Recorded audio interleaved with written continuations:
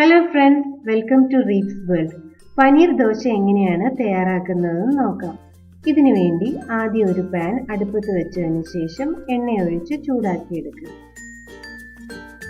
എണ്ണ ചൂടായതിനു ശേഷം 2 സവാള ചെറുതായിട്ട് അരിഞ്ഞത് ചേർത്ത് കൊടുക്കുക. മീഡിയം ഫ്ലെയിമിൽ വെച്ചിട്ട് 2 മിനിറ്റ് സവാള വഴറ്റിയെടുക്കുക.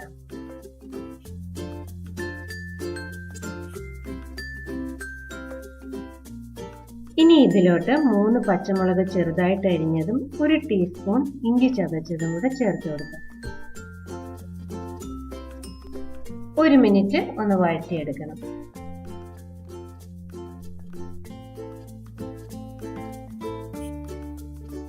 ഇനി ഇതിലോട്ട് 1/2 കപ്പ് ബേബി കോൺ ചെറുതായിട്ട് അരിഞ്ഞത് ചേർത്ത് കൊടുക്കുക.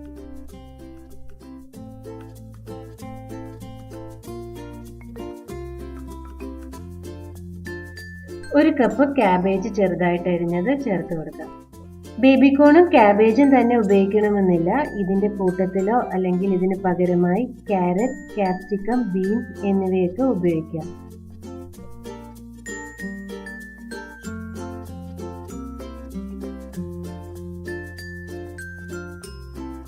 ഇനി ഇതിലോട്ട് 1 കപ്പ് ടൊമാറ്റോ ചെറുതായിട്ട് അരിഞ്ഞത് ചേർത്ത് കൊടുക്കാം.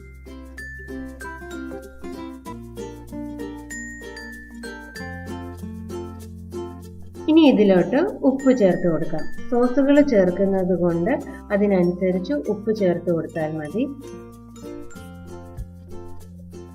1/2 ടേബിൾ സ്പൂൺ സോയ് സോസ്,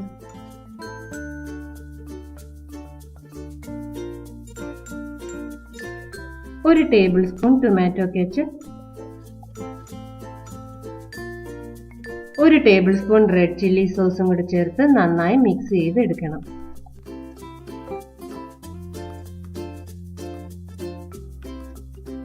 അര ടീസ്പൂൺ കുരുമുളക് പൊടിയും കൂടെ ചേർത്ത് കൊടുക്കുക.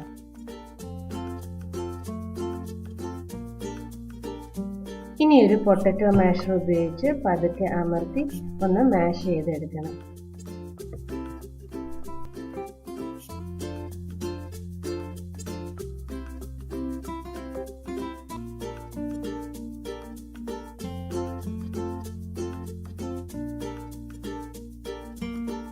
ഇത് 200 ഗ്രാം പനീർ 5 മിനിറ്റ് ചൂടുവെള്ളത്തിലിട്ടതിന് ശേഷം ഗ്രേറ്റ് ചെയ്തെടുത്തതാണ്.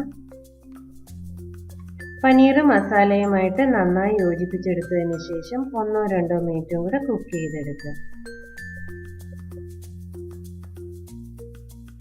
പനീർ സ്റ്റഫിംഗ് റെഡി ആയിട്ടുണ്ട്. ഇതൊരു പാത്രത്തിൽ പകർന്ന് മാറ്റി വെക്കുക. നമുക്കിനിയും ദോശ ഉണ്ടാക്കാൻ തുടങ്ങാം. ഒരു തവ അടുപ്പത്ത് വെച്ച് ചൂടാക്കി എടുക്കുക. വേണമെങ്കിൽ കുറച്ച് എണ്ണ തൂത്തു കൊടുക്കാം.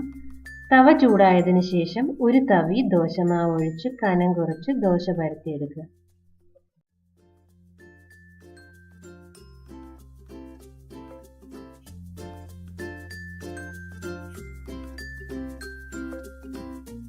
ഇത് ടൊമാറ്റോ കെച്ചപ്പും ചില്ലി സോസും കൂടെ മിക്സ് ചെയ്തെടുത്തതാണ്. ഇത് നമുക്ക് ദോശയുടെ മുകളിലോട്ടൊന്ന് സ്പ്രെഡ് ചെയ്ത് കൊടുക്കാം.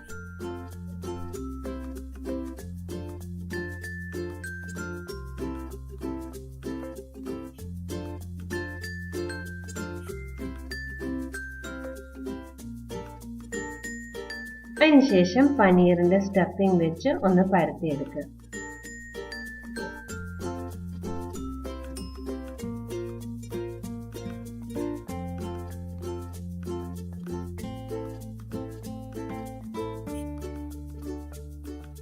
ദോശയുടെ അരികു വിട്ട് വന്ന് തുടങ്ങുമ്പോൾ 2 വശവും ഇതുപോലെ ഒന്ന് ഫോൾഡ് ചെയ്തെടുക്കുക.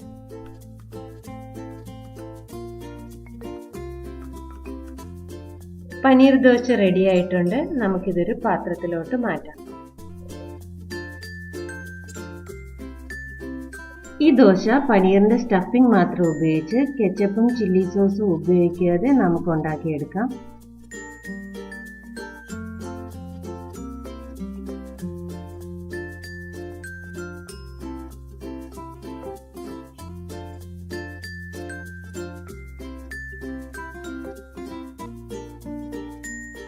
പനീർ ദോശ ചൂടോടെ തന്നെ ചട്നിയോട് സാമ്പാറിനോടൊപ്പം സെർവ് ചെയ്യുകയോ അല്ലെങ്കിൽ ഇതുപോലെ തന്നെ കഴിക്കുകയുമാവാം.